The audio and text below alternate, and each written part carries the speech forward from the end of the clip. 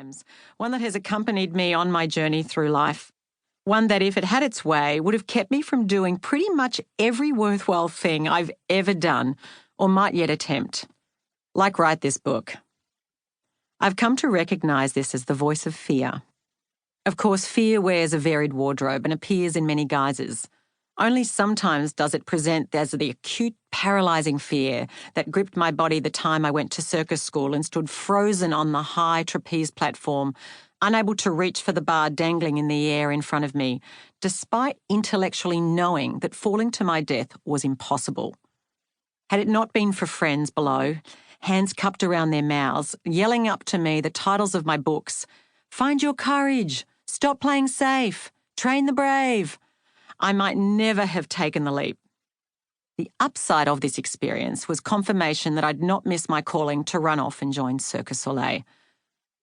No, more often fear creeps into our lives in far subtler and more insidious forms, as excuses, judgments, justifications, procrastination, distraction, self-doubt, pride, shyness, busyness, sometimes even as arrogance or righteous indignation, or a sudden and pressing need to go shopping, or drinking, maybe both, but the effect is the same. Fear holds us back. In doing so, it shrinks down how we show up in the world. It narrows our thinking, confines our actions, and keeps us from doing the very things that would help us discover how much more we could actually do.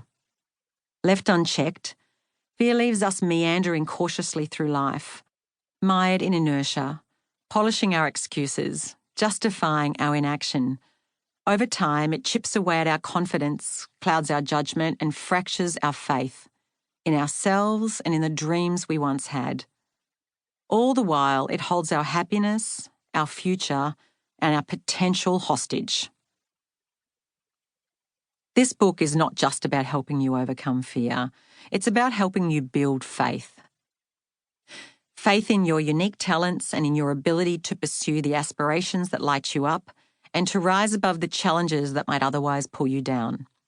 It's also about grounding you in your innate resourcefulness, resilience, and capacity for life. For all of life, in all its wild, wondrous, and messy glory. Emboldening you to trust in yourself so fully that you don't flinch from pursuing the highest vision for your life because you know that the power within you is greater than any problem outside you.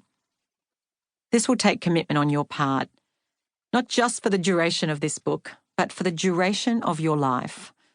And sorry if you are after a quick fix. This ain't one.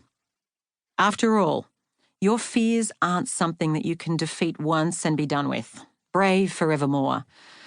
Because that's not how life works, and that's not what fear does. Fear's wired into your psychological DNA to keep you safe from danger, or at least from what your brain perceives as a potential threat to your sense of security, safety, or status. And let's face it, they aren't hard to find. In today's climate of fear, we are perpetually bombarded with reasons to feel afraid. Criminal violence, trade wars, melting ice caps, rising waters, child predators, human trafficking, extremist militants, cyber attacks, AI domination, pandemics, overpopulation. Those who peddle fear have no shortage of ammunition to fire up your doubts and undermine your confidence to handle what's coming next. Turn on cable news and you'll soon be reminded of the perils of today's world and what happens to those who don't play life super safe. Fear is the most primal and potent emotion which, left unchecked, can swiftly set up residence in our lives and leave us so anxious and cautious that we risk not living fully at all. Since venturing out from the safety of my parents' dairy farm at the age of 18, there have been many times I've second-guessed my ability to handle what might come next.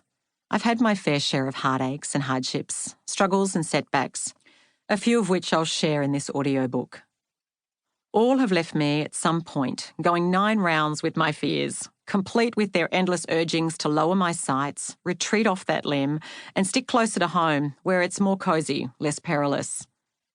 Countless times while raising my 4 children, I felt anxious about an uncertain future as my husband Andrew's work moved us around the world, while I tried to find security from sources outside myself.